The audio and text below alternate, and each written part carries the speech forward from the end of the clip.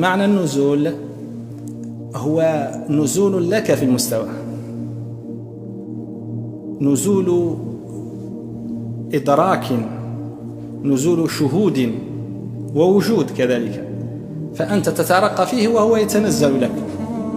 وهذا من معاني هذا ما ورد في ليلة القدر أنها قد رفعت. الرفع هذا مقابل للتنزيل، قد رفعت أي رفعت في المستوى. نحن دائما لما نفهم قلنا بأن رفعت أي رفعت إلى السماوات، هكذا رفعت إلى السماوات.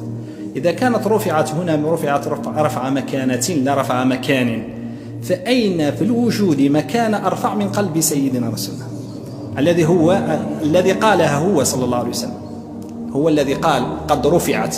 نقول فيك ترفع يا سيدنا يا رسول الله، لا يوجد مكان أرفع منك أبدا. نقول لا رفع